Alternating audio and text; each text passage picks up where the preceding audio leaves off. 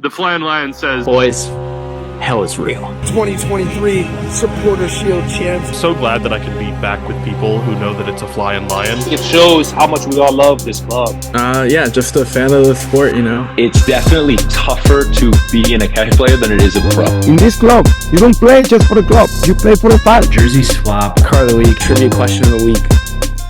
Welcome back, everyone, to another edition of the Flying Lion podcast. We're coming at you today recording. We had to do a little bit of a break day between our live show and recording this episode, Sam. We just wanted to let things breathe a little bit. That was a brutal loss. It was hard to commentate, you know, thanks to those who showed up for our live feed. Hopefully the results are going to be better in the future because we plan to do more of those. That was fun to do. That was incredible. I mean, people showed out for us, Ryan. That was the most views we've ever had, you know, on a video in forever, right? And thanks, you know, Chatterbox for allowing us to be able to do that and kind of help amplify the FC Cincinnati sound out there in Cincinnati. So once again, like Ryan said, we just appreciate all the viewers, all the listeners. Hopefully you continue to listen to us. Even, you know, this is going to be kind of hopefully a pick-me-up episode, right? Yeah, in a lot of ways, like we can kind of go back and air out our grievances and kind of see where things went wrong. We'll touch on a lot of that. We're not going to do a play-by-play because we've already done that. But just to kind of walk through, you know, again, was it as bad as we saw that it was? The scoreline obviously sucked. Like game 2 of round 1 of the playoffs, and your team just drops an egg. You lose 4-0, you know, at your rival. It's never good. But the takeaway, Sam, from it is that we have game 3. We have a chance to move on still. We got to just completely, you know, wipe it clear from our memory, and hopefully the players do as well, because there's still a lot to play for. But the excitement should have been there, you know, for everything building into it. Maybe my optimism was a little bit too much, you know, in seeing that, hey, maybe we can go in and advance in 2. But it was kind of this build-up, Sam, where, you know, FC Cincinnati had not lost a road match since May 25th at Atlanta. So were we being a little bit too hopeful by that? I mean, the record shows that we had been doing well on the road. We closed the season unbeaten, 8 straight, you know, 7-0-1. But if we look at match-deciding shootouts, you know, in the club's playoff history, 1-1. And against the Crew, you know, that's yet to be seen. So there was moments where, you know, going into it, I felt really good. And then the match comes around and obviously the result wasn't where we wanted it. But the build-up, Sam, right? I mean, was huge. I mean, you see a ton of the FC supporters there and the march to the stadium. Everything was building up for a great moment. It just lacked. Yeah, I mean, once again, Sunday night soccer, right? You know, and we had the primetime slot. Hell is real on the biggest stage for, you know, FS1 and Apple TV. So that was really cool to see. Like you said, build up was really there. Unfortunately, the Crew didn't really get the message as far as build up. Ryan, that tifo was still terrible. They have brought out that same tifo at least 4 or 5 different times, and it's just a different variation of the Crew cat in like skull and crossbones type look. It's terrible. Just get a new idea. Yeah, it was not great. I'm going to touch on this later. Actually, I changed what I was going to talk about later on. But yeah, you're right. It just, from that standpoint, wasn't great. I just wish the players, you know, had seen the moment a little bit more. Obviously, we see the way that the first 15, 20 minutes come out in game 1, you know, Monday night versus Sunday. Sam, what happened? Like, I mean, there's no energy to start this match. We'll touch on the lineup here and maybe how that plays into it. The only difference being from, you know, game 1 to game 2, we see that Elvis Powell slides into that center back role instead of Nick Hagelin. How much do you really felt like that changed the vibe of the team, Sam? I think definitely leadership wise, it was kind of missing. But you would hope to get that from a U.S. men's national team captain in Miles Robinson. So, I mean, I think it just falls on, you know, those guys, right? Obviously, Nick is a piece that you would have liked to have in the back line, just a veteran, you know, presence, has done very well in the MLS playoffs, you know, historically. So yeah, missing him. You know, he wasn't on the injury report and he wasn't in the 18, and it comes out, hey, Pat's kind of said his knock was a little bit more than what we thought. And so we're going to give him some time to recover. But yeah, Powell gets the start here, and going into this match, it was deserved. right? Yeah. Powell played a great game one, and it was like, okay, like that's fine. If we're gonna start Powell as center back, like we feel confident just given what he had game one. But He's in Ryan, a once again, different position though. yeah, That's the yeah, thing that might a lot of people might argue is like Powell the center back versus Powell the right wing back might be a little bit different. no, and yeah, and that's fair. That's fair. But once again, just I feel like the trust was there because he has that veteran presence and is able to go back and forth between the two positions. But yeah, I Who mean, do you choose between him and Flores? If those are your only options, you choose Hagelin, Powell. not You choose there. Powell just based off of the MLS veteran leadership, right? And the appearance, he's got the most MLS playoff appearances on FC Cincinnati, right? So you can't pass that guy up for somebody who's new to the league. So Ryan Giddey also gets the start over Obi again, kind of what we called for Obi to probably come in the second half. That's exactly what happened again.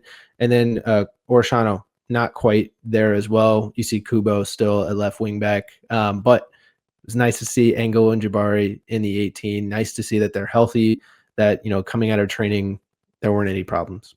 Yeah, I mean, all of these situations come down to like guys getting healthy, which is promising. The only one being, obviously Nick, like we talked about, and the fact that he, would potentially have another match, whether that is an advancing match, in round 2 or a game 3.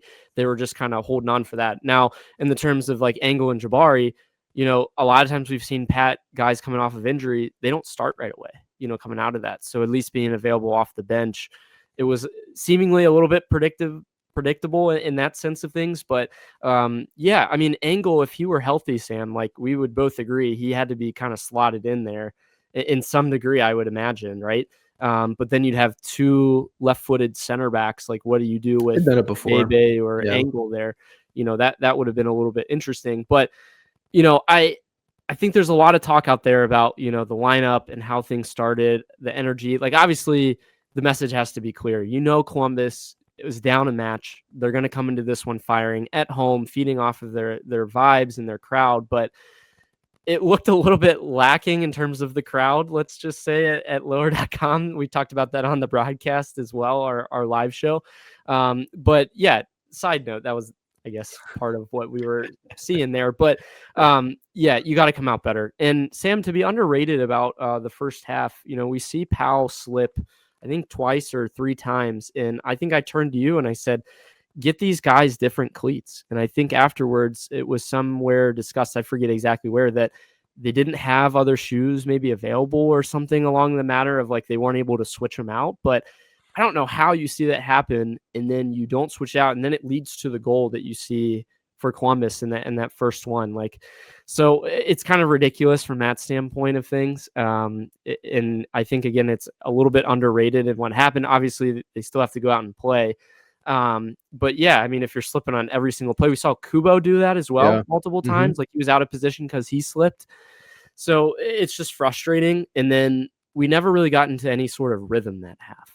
Like not once did we see 5 passes strung together to kind of clear some of the high press, that the Crew had. I kind of liken this to the second half of the Crew game in July, or even the second half against Tigres in Champions Cup. When teams really go at us with a lot of pressure, we don't know how to build out from the back. So what is your next option, Sam? You have to play more direct. Well, if your forwards aren't active and Danke's not holding the ball up, then how are we ever going to clear pressure? So I think there's a bigger storyline with, how can we sustain possession to clear this, to be able to weather the storm in some ways from the high press that they were going to bring. If we weather the storm 15, 20 minutes where they press and they don't get anything out of it, you might see a little bit of a different storyline in this match. And, but besides that though, Sam, we didn't have a ton of chance, if any. I think we had one chance. Yeah, so on that, we'll just go straight into impressions and stats, right? So Columbus to FC Cincinnati shots 19-1, Ryan, when you talk about not having little to no chances, was pretty bad there. You want to put it into context? I mean, obviously everyone knows that Kubo gets a red card and it comes in the 38th minute. Prior to that though, was there anything that made you think that this team was going to get any chances, even with 11 guys on the field. No, not at all. No. So, I mean, I think for context, it's good to know that obviously you're playing down a man, but you at least expect to get a corner at some point or a free kick or some sort of opportunity. But yeah, it's staggering, Sam. What'd you say? 19-1? 19-1. If you want to even call it a one chance that we had, there was an own shot by Morera, on their own goal that was our best opportunity. But I don't care if we're down a man or not. Like, you see other teams around the league still play, still able to be collective and to really come together and find something out of it. And there was just no togetherness. I felt like in that moment, it was just like a wave the white flag and let's just and you're right. The red card was ultimately the thing that changed the game. It went from a winnable tight game for FC Cincinnati to now that this thing's out of hand. And ultimately now we're going to a game 3. But Ryan, some tactical takeaways I had real quick from this match. I mean, obviously, you talk about the crew wanting to bring it to us, right? And Cincinnati seemed to play a little bit more narrow and tried to compact the defensive shape, which ultimately kind of left some spots vulnerable. And, those quick passes, from the dropping defensive midfielder to, center backs, that it also, switched wide to isolated wing back. So like, it was tough all day. They couldn't really manage what the crew was throwing at them. And then the center backs from the crew being able to drive forward and break through the press from FC Cincinnati, right? They just dribbled right around them and boom, now they're in the midfield. So need to be a little bit more compact in that press from our attacking 3. Are you talking prior to the card or after, or just both in general? Both. Yeah, I mean, I agree with you. Even prior to, like, they just were able to exploit a lot more space in the midfield than in game 1, especially afterwards. You're playing down a man. So a team that already plays such a possession dominant game is going to feast on this. And if you have no way to, again, hold up the ball or to relieve pressure, like get the foul where your back's to goal and you just fall on the ground. Like, how many times do we see our guys do that where like they barely get touched? Like that's the way the crew had been playing, but you kind of have to play that way, especially if you're down a man. Like, you have to find some sort of advantage in numbers. And, I don't know if it's a matter of coaching from that standpoint. It seems like it, obviously, in this one, but even when we're up a man, Sam, there just doesn't seem to be knowledge on how to play up a man or down a man from the team. Like, so that's a little bit concerning. Tactical other takeaways, I think we touched on it a little bit, was the crew loved to kind of drive down the wings. But in this match, they found space through the middle a lot more, like you said, and then would kind of shift it out wide and exploit space.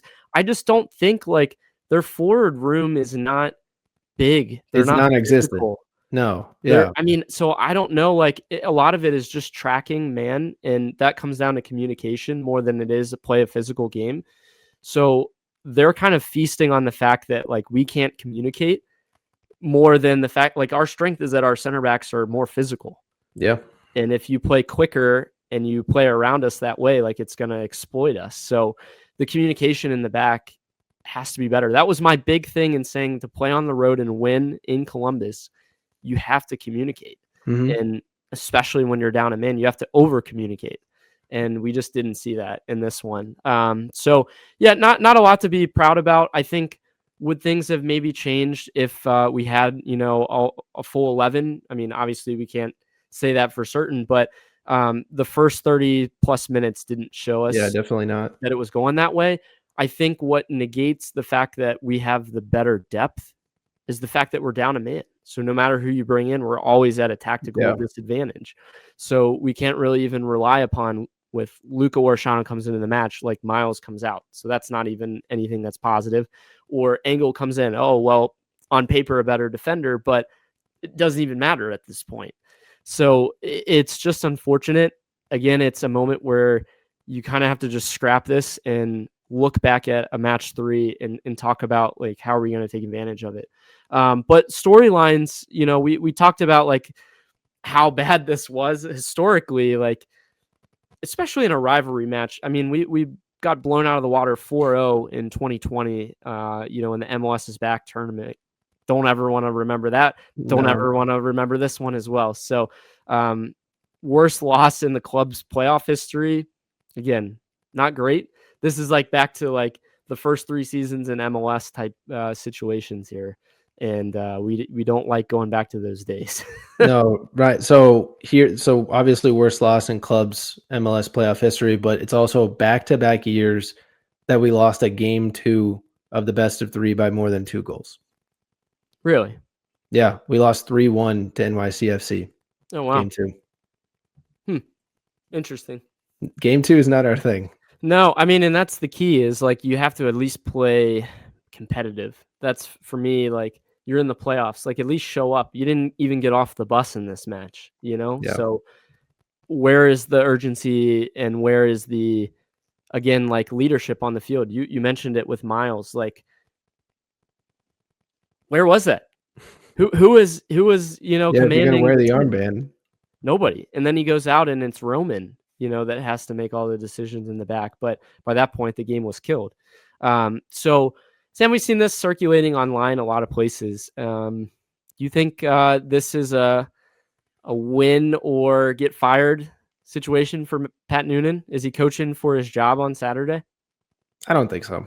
I don't think he's coaching for his job, to be honest with you. I know a lot of people are upset, and there's a lot of stats that honestly back up the upset FC Cincinnati fans, right? Rightfully so. Pat really hasn't shown up in the big moments. I mean, you win 2023 Supporters Shield and you show longevity, but in the tournaments, Ryan, he has not made a single final in 11 tournaments as a head coach for FC Cincinnati. So it goes to show, like, yeah, you can do well during the regular season, but when it matters most, when it comes to other competitions, where are we at? Are we changing game plans for those other competitions? Every season, he talks about, oh, we're going to learn from this tournament, right? And next year we're going to go deeper. It has yet to be seen, but I don't think this game is make or break just because of the fact that he is such a quality coach, right? He brings the best out of a lot of players. I mean, obviously you saw what he has done with Evander, right? Evander played really well with the Timbers. He's played even better with FC Cincinnati, right?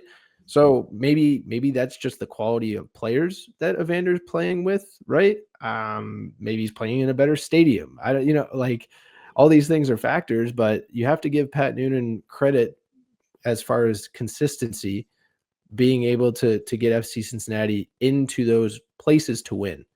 Well, it sounds like you're get over the hump. Like at least at the first part, you're saying how in big games, we're not showing up and we're not making the finals, but the same token, like he's been proven to show like the most wins of any coach, during this stretch. So that's where it is tough. That's where it is tough. Yeah. Yeah. I think from like, if you look on paper, like we've gotten the wins, but from a fan standpoint, is it the prettiest soccer and is it the best version of the team that we could have seen based on who we had available? I think that's what a lot of people would question. What I would defend Pat Noonan on is that when has he had his best 11 available consistently throughout the last 2 seasons? Obviously coaches have to be able to adapt and modify, and that's been our kryptonite. If X, Y, and Z doesn't work and Alvis Powell has to start, in the playoffs, is it going to be a next man up situation where that guy can come in and make a difference? Well, where during the season have we been able to see where these guys have been able to play together and to build that confidence together? You haven't. You've really had to rely upon the guys that have, that you've trusted. And then, now Engel's out, Hagelin's out. So from there, then you have to rely upon how do these guys fill into the system? And if the system isn't setting you up to succeed, then is it a system problem? Is it getting those guys in a better tactically positioned, thing? Or even from an attacking standpoint, Sam, is this the best that we're going to get out of the 3 that we have in that way? That's a deeper conversation, but I just feel like it's hard to press him on this because, like, Miazga hasn't been available, Engel hasn't been available. But at the same token, I want to say, like, you still have to find your way through this, and you still have so much quality on the team. So how can we find the best out of these players? Have we made the best decisions in, starting who we did in this past match? All of this can be thrown out the window if we win on Saturday. All of it, and people are so quick to come at him about, is this his job? Is he fighting for this and that? Like, I would be so frustrated, and I'm going to be frustrated if that happens on Saturday. But at the same token, like, we have to kind of break it down into a situation by situation thing. Yeah, you got to take where we yourself. at. You got to take yourself out of the emotion, right? For sure. That is, a detrimental 4-0 loss, right? But we still have game 3, right? Yeah. If we win We won game 3, 1, right? exactly. If we didn't win game 1, we wouldn't have been in that position to go to the But next you're one. saying, like, look at the bigger picture. Look at what he has brought to this franchise. Like, what was before Pat Noonan, right? That's always going to be the argument. I think what fans want is more now. What's the next yeah, step? and He that took us is out of the cellar, but what's the ceiling? both sides are very fair. 100%. Both sides are very fair. Once again, like you said, game 3, show up, it all goes away. Yeah. I just think it's maybe a good time to, like, bring it up and to say, but is it a good time to, like, bring it up as well? Like, you put a little pressure. You got to add a little maybe pressure. that's a good thing. Maybe that is what, the team needs to boost ourselves for. You would think that in the playoffs, we're in the first round, you're playing your rival. That's enough on itself to get these guys motivated or get the coaching staff to do what they can. But yeah, I mean, 4-0 is just not acceptable in a playoff game like that. I think the underlying numbers are obviously terrible. I don't think it was a 4-0 result if we have all 11. And if we look at, like, the subs that were made, it was made in a way that best sets us up for game 3. So does it truly say, like, we got slammed? Is this the best we've seen from the crew, in 2 years? No. They fed off of a situation where, like, they were just going to pounce on it. It was literally just put into their lap. And, like, we were talking about it on the broadcast too, or our live show. Is it a product of what we did or of what they did? A lot of it was mistakes by us. So, I mean, there's a lot of room to improve, but you're in the playoffs. You're in your 3rd game in the first round. Like, it's, again, going back to the question we had after the summer transfer window. Do we have enough time to get these guys to gel together in big moments? And that's what we thought, right? When Brennan was cooking, Evander was cooking, Denke all 3 of them were cooking here at the end of the season. And we looked at it and went, man, like, it could be good. He did it. He did it. Like, very rare does this ever happen where you bring in a guy, especially a number 9, right, into the squad, a new number 9 up top with, your record-breaking signing, and immediately, like, both are able to contribute. Yeah, it's got to be in high quality moments now. Like, the next step is you got to be able to play and do this at a level or in a time where you're playing your rival in the playoffs when it's do or die. That's when you really show your grit and what you got. So we're going to find out, again, a lot about this team on Saturday and how they respond and if this is what they want. Ultimately, like, we want it, clearly. Look at the way we're talking about it. But do the players want it just as bad? Do they listen to the message that the coach is saying, or is he setting them up for failure? Like, I think it's a little bit of both, Got to balance it. Yeah, I know. It's very interesting. Again, there's a lot of talk about it. We could go all day long about that. I think it's, again, an interesting conversation in like comparing it to other teams around the league. Like, would making the playoffs just be enough for some other teams like that hardly even make it? Yeah. Probably would. But, like, look at the monies that has been spent this year and last year, and bringing these guys in and, like, trying to get them to gel. Like, you would think that could be a little bit better maybe based on what we have, but is that the right set of players? Or, all of that is a bigger conversation. But hopefully we can figure out for 3. We'll touch on this, obviously in the preview coming up here. But Sam, hit us with a trivia question you had from this week. Yeah. So obviously, the guy we've been talking about for the past, for game 1 and game 2, and Alvis Powell, makes a mistake, in this game 2, slips and leads to the very first goal, right, for the Crew. Just unfortunate. But trivia question of the week presented by Goals TV this week is, when was the last time Alvis Powell started for FC Cincinnati in the MLS playoffs? It's going to be hell is real back 2023 in the conference finals is what I'm going to say. Okay. Ryan says 2023 Eastern Conference Finals against the Crew. We'll see what it is on the other side. Hey everyone, the Flying Lion podcast is your home for FC Cincinnati coverage as a part of the Chatterbox Sports family. We're proud to be a part of a growing network of creators who are building real connections with fans across the region as the game continues to grow and in preparation for the 2026 FIFA World Cup hosted in America. Yeah, and if you're a local business or a brand looking to reach an audience that's passionate, loyal, and plugged into the city's sports scene, this is the place. Partnering with us is not just supporting a podcast. You're joining a community that celebrates FC Cincinnati and various other Cincinnati sports teams as well. So reach out through our email, which is Flying Lion Pod, FLYIN Lion Pod @gmail.com, or direct message us on social media to learn more about sponsorship and partnering options. Thanks again. Welcome back, everyone. Thanks for joining us for this episode. We are going to do a couple of things in the second part of this episode and recapping some of the MLS playoff results.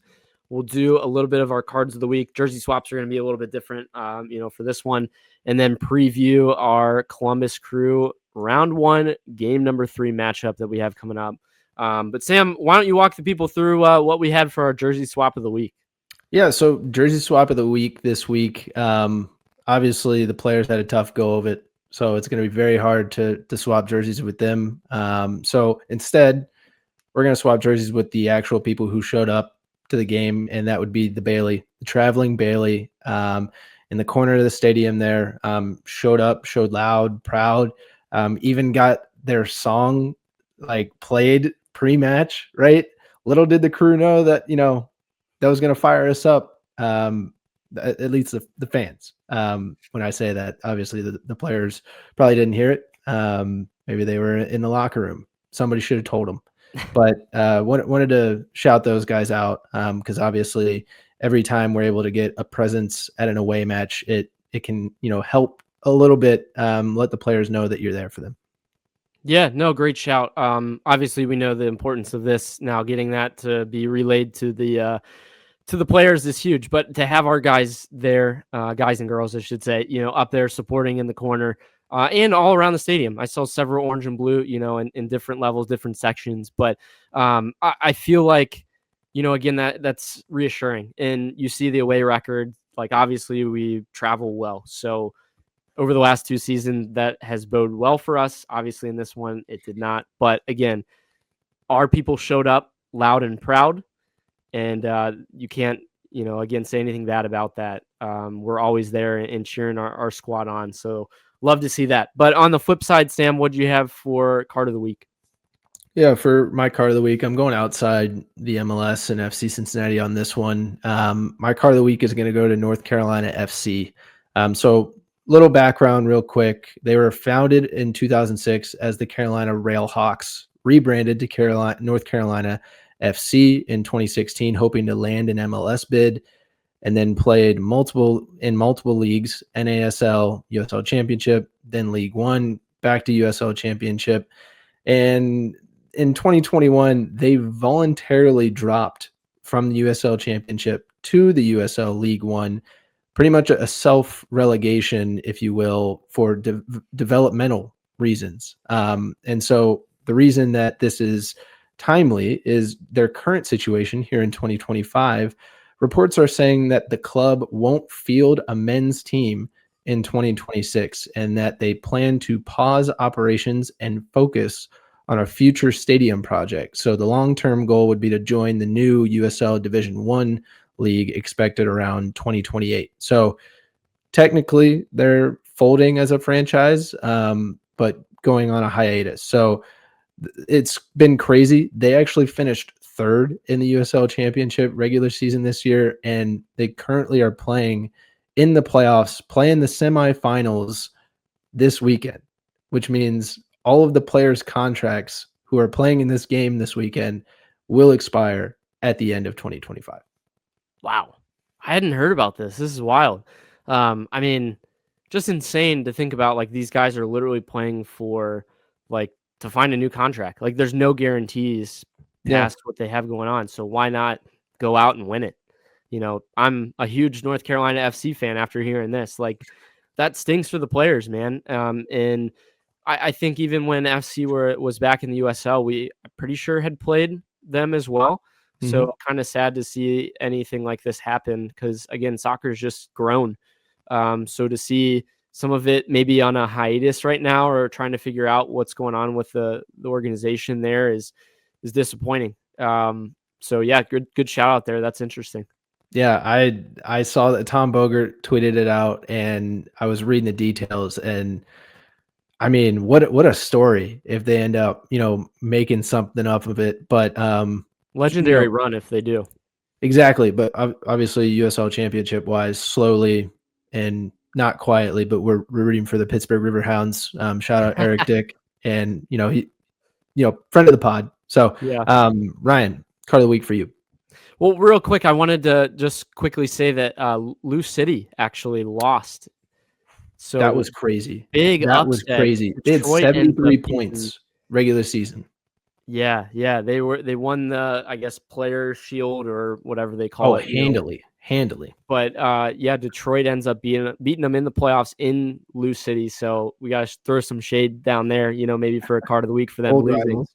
But my real card of the week is going to be, the situation for the playoffs is interesting for if you guys are trying to catch these matches. Obviously it's on Apple TV, but FS1 has been picking up some coverage, for the playoffs. Where have they been the rest of the season? They kind of had some spotty, appearances here and there. They'll do a Sunday, game. But for the layperson that's trying to get into, the MLS, it's going to be a little bit more difficult for you to follow along what's going on. And I feel like if they're just jumping on the bandwagon now, for the playoffs, like that's good for the game, but like I want to see it throughout the season as well. And maybe this has something to do with rights and things like that, and where these teams can, actually have their games broadcasted through and things like that. But that's part of mine. And then the second part is like, again, we're watching this live show on Sunday, and, I really want to hear Tommy G. I'm sick of hearing, these national broadcast people, Taylor Twellman, just going on and on and on about how good the crew are, in this match. Like, give me Tommy G. Again, on the road is when we should be able to hear our local broadcast, not while we're at home. Because when we're at home, like a lot of us are at the matches. So it seems unfair again. That would be the better time for, again, our local guys to have that out there. Yeah, great points there. Obviously, during the regular season, you see FS1 kind of pick up more of the U.S. men's national team matches than they do the MLS. So going that one step further and going, hey, we're going to take on some of these MLS matches for the regular season, so that way people know that we're going to be having them on our channel for the playoffs would be definitely helpful. And, we've talked ad nauseum, right, about having Tommy G being an option for the away match, listens. And once again, just proud of Ryan for not going after the scheduling, right, for Inter Miami Nashville getting the primetime spot. So I'm just, proud of him. I was tempted. It's been almost every week. There's a problem I have. Like I touched about it on the live show, Sam. If everyone watched that, like, why is Charlotte NYCFC playing on like 3 days of rest, but then other teams get like a full week and a half before they play their next game? It's a joke. I mean, it was low hanging fruit, and I couldn't just do it again week after week. But yeah, it's again like confusing. But at the same token, too, like, if we had like round one where it was single elimination, we'd already be through. We wouldn't even have a third game. Yeah, talked about it. Yeah. This is why they do, best of three, I guess, so they can get more out of these games. So more money. But Ryan, so around the MLS playoffs, let's give a little update here for those who have not been following with any other teams or just the MLS playoffs in general. So what had happened this past weekend, Philly moves on to the next round after beating Chicago. Did you want to shout out an honorable card for the Philly match against Chicago? Did you see what happened up there in Chicago? Oh boy. So Jacob Glesnes for Philadelphia, they're winning like 3-0. And by the end of the match, before the match is even over, he's turning to the Chicago crowd and pumping up the crowd and like putting his hand to his ear and everything and trying to like really kind of get at him, which was, I thought, like terrible sportsmanship. And even the Chicago announcers were all over him and being like, that's absolutely ridiculous. There's no class in that. They were up 3-0, about to move on. The game wasn't even over, and he was already talking smack to the fans. No, I did not see that. Yeah, if you're a Chicago Fire player and you see that, are you doing something about it? Oh, they did. So the match ends like a minute later, and all these guys come off the bench. And they get all up into his face. So I was happy that they at least went after it. Them. Yeah, but it's just like ridiculous. Like I don't know the full backstory past that. Maybe there was some other beef somewhere else. Yeah, that's crazy. I did not know that. But yeah, we've got more parity going on. Charlotte forces a game 3 in PKs against NYCFC. I know you had talked about NYCFC winning game 1. You're like, I don't know how Charlotte can win this one, and they steal one at NYCFC. Yeah, I mean, again, if you can force your way into a PK like on the road, like anything, especially on like a baseball field, anything can happen. And what was wild is, Charlotte have a great goalkeeper. NYCFC has a pretty dang good goalkeeper as well. So if it came down to PKs, it was literally going to be a flip of the coin to see who would win that. And Charlotte advances, forces game 3. So, we have now Nashville. They end up winning, at home. So they force a game 3. There is a lot of game 3s out of the first round here on both sides, really, that we're going to get into. Mm-hmm. But I still don't like the format. It's way too drawn out. There's way too many matches over a long period of time. Just shorten it. Make it single elimination. Like if that's what you're going to do the rest of the round. I'm assuming they also do this so that way you don't have the MLS Cup, during or, I guess the international break right before MLS Cup. It's ridiculous. Because it could be even worse. The further you go into the playoffs, then you have international break and whatever. But they have full control over everything, though. Oh, I know. I'm just on the west side. Portland forces a game 3 PKs against San Diego. Sam, Corey Baird got an assist in the match for San Diego. His first goal contribution for them in a million years. Yeah, kind of wild though. I think we touched about it a couple episodes ago, but since Corey Baird's been there, San Diego's had a little bit of a drop off in their performance. He started in their playoff game. I couldn't believe it. Wow. Yeah, center forward Corey Baird for San Diego. That was kind of wild. So they forced game 3. That's going back to San Diego. Vancouver and LAFC both move on. Vancouver winning at RSL. And then LAFC just after the FC game had beat Austin. And I think Son gets another goal in this one and is really kind of finding form with them. But, we kind of have a little bit of a feeling against him based on him winning the goal of the year. Right, Sam? Yeah, a little bit. But I think Bouanga gets his 100th goal or something like that for LAFC I saw. So that was kind of cool. And then lastly, Seattle forces game 3 as well against Minnesota. I mean, that, like you said, there's, I think, count them three games that aren't going to game 3s. Oh yeah, that's it. Yeah. Yeah. The rest of them game 3s. So, I mean, you got excitement all weekend. Just pick a game. I think the MLS obviously loves it. That's why they created this format. But from a fan standpoint, you get more out of it and there's more pressure. But again, now we have to pay for another game as well. Yeah. You get to see your team play again at home. Obviously that's a great thing, but I just wish we could win and move on. But if you lose that game 1, it also gives you some life too. So I don't know. I keep trying to convince myself to go back into it. I don't know.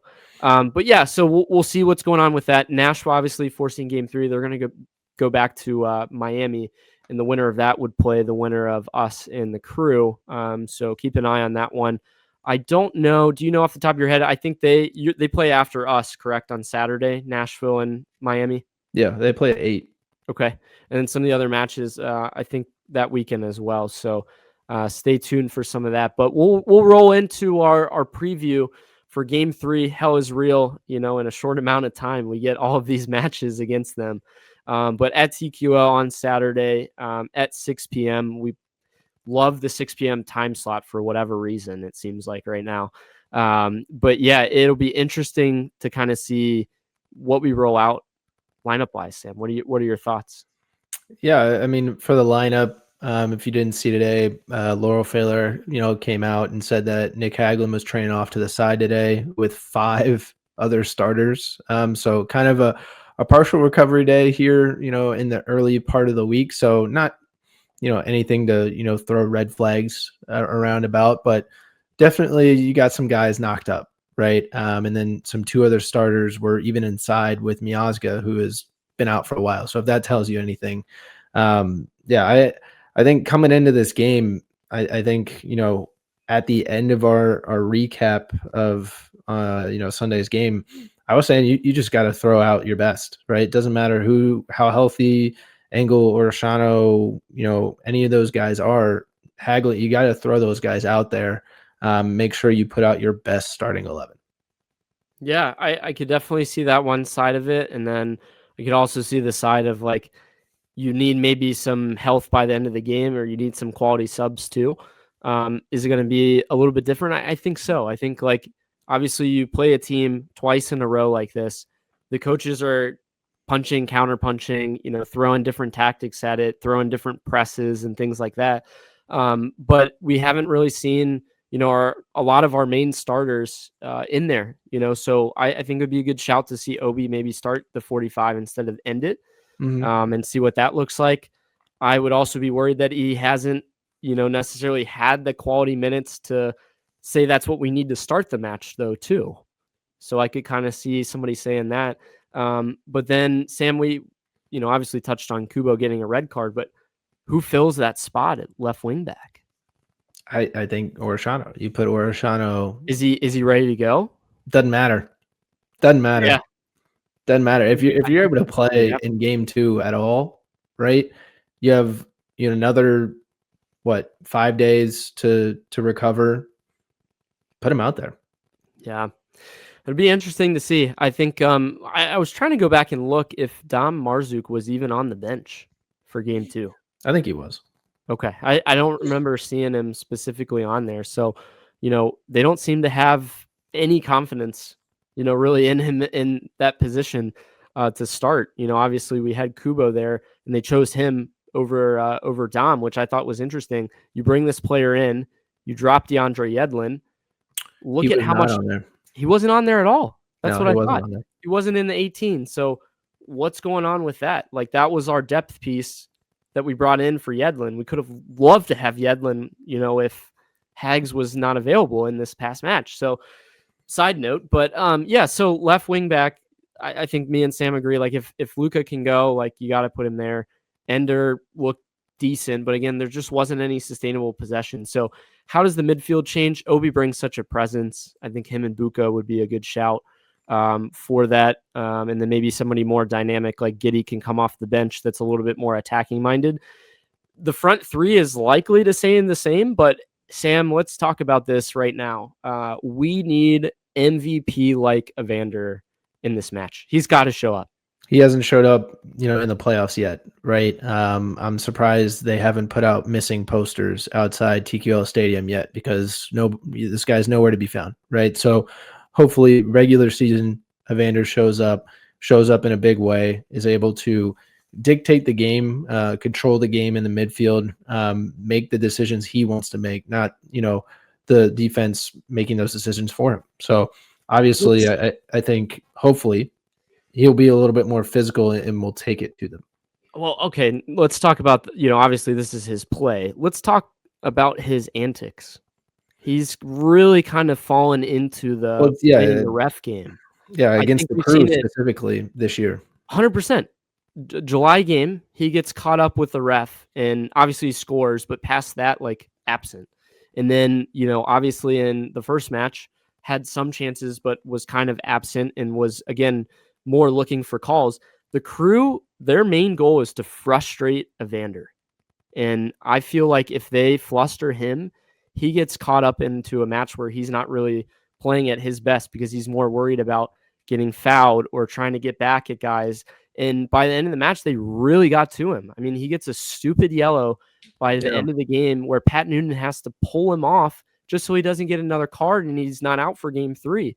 So I think like having Obi in there to be the enforcer, like, would be huge for this team to go in and lay a tackle and set the tone and be like, look, we're here to play.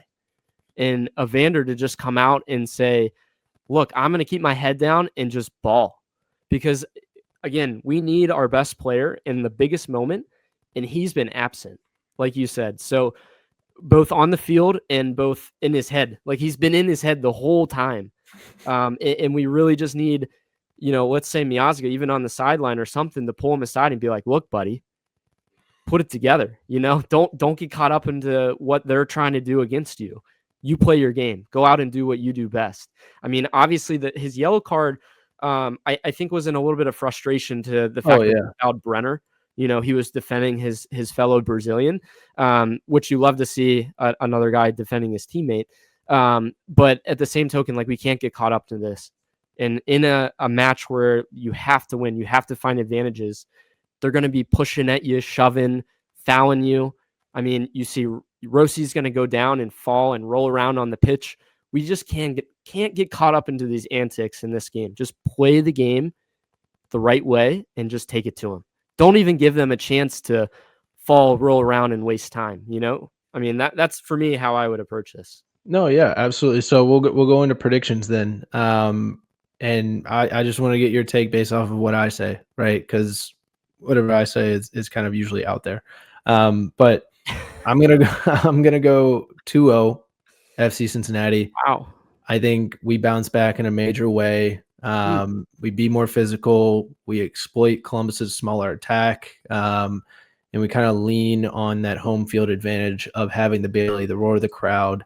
And then obviously in the attack, you have Evander Brenner and Kevin Denke, who are capable of making magic, right? We've seen it before. Now, can they have that happen defensively, right? On the press, can it be more consistent? And if they can balance the press with, the midfield, I think FC Cincinnati gets out of this one. I think we're 1-0, and then we get kind of a cushion goal with a 2-0. It's bold, Sam. I mean, especially after what we saw. I think what's tough for me is you get punched in the face like that, and obviously there's one of two ways you respond. You respond in a big way, and that's where I think you see like your result where it's 2-0, or you get frazzled and you're just like, look, like we just got hit so hard, like it's kind of a gut punch. So I hope it's more of the better response. I just think that with all the injuries and a lot of the up in the air and the fact that Nance makes adjustments way better than our coach does on the fly, I'm going to go with a 1-1 tie to PKs, and we're going to win it at home in PKs. I think it's going to be tough for, the 90 minutes plus. My heart's not going to like it, but I feel like it's going to come down to PKs, and Roman's going to make a special save to win it. But I hope it doesn't get to that point. I really that's my prediction. I just hope. No, yeah, you can't let the Crew celebrate on your home field again, right? If you're the Crew, though, I mean, obviously you want to go out and play. You saw what they did in game 1, but like we saw a little bit, or in game 2, I should say. But in game 1, is there a little bit of the sportsmanship thing where like NYCFC, Sam, played us at home to a draw and led to PKs where they advanced that way? Maybe if you don't have all of your pieces together, you just kind of hold out for a bit and just kind of say, we'll just kind of, get through, and we feel like we're better in that situation. So you think they could possibly do that, and then, throughout the 90, play head games with Evander so much so that by the time it is PKs, they feel like mentally they have the game won. I would hate it, and I hope they don't, but I could see them playing that way, and just to get to where, hey, we can maybe advance that way because there's no extra time. Yeah, because straight to they BKs. they cannot advance on ability. They can only advance mentally. I don't know. I mean, obviously we just The got mentality. The 4-0, mentality was better for game 2. Yeah. That's what I'm saying. The talent, we have the better talent. On paper, 100%. We got to put it together. And this is our, do or die moment to say what kind of legacy do we want to have for this season? Do guys want this? Yeah. Honestly, that's really what it comes down to is like, this is it. How much do they want to play and win in this moment? And that's where I think like if Nick can get into this match as well and kind of show the intensity of this rivalry, it sets the tone. Like we saw so much physicality in game 1 where game 2, it was just like we got stepped on and didn't have any response for it. So let's see what we can do at home in front of our, crowd at TQL. We need a vibe in TQL just as much as we did in game 1 because they, I think, really felt the presence of the team. It again will be different. The fact that it's on a Saturday, obviously it's going to be a huge buildup, to this one. But we got to come out strong like we get in July, Sam. Like if we could come out that way and really just take it to them, I feel a little bit better, but it's going to be nervy the whole time. There's not going to be one moment where I feel safe about what's going on the field. Just because of everything we've seen from this team and against this Columbus Crew team, it is really what it comes down to. But both me and you are hopeful. I think that there's still some magic to be had there. Evander, again, hasn't been at his best, and this is what we've had. We've found a way to get to game 3. If Evander can be at his best and change the game with something like a crazy shot from outside, that could be the difference. So let's look to be a little bit more clinical, up there in the attack. Hopefully we do get some chances. I'm sure of it, that we're going to be a lot better than we were in 2. So I'm looking forward to this one. Everyone get their heart, ready for this in their minds because it's going to be just a crazy match. But Sam, why don't you close us out here? Yeah, so to close us out, once again, trivia question of the week presented by Goals TV. When was the last time Alvis Powell started for FC Cincinnati in the MLS playoffs? Ryan had said 2023 Eastern Conference Finals for him. That would be correct. It was December 2nd, 2023 in the Eastern Conference Finals versus the Columbus Crew. He played all 90 minutes that match. 90 minutes plus, right? Didn't they go extra time too? Yeah. I mean, love Alvis. Just think that center back right now looks better if we have Nick or Engel or somebody else that's maybe been in that position all season around Miles Robinson or around Ender. We need a game 1 performance like we did from the boys. That was a heck of a defensive performance for them in game 1. Be the better, more physical team. And I feel like if we can communicate better at home, I think I feel stronger about that. Wouldn't you agree?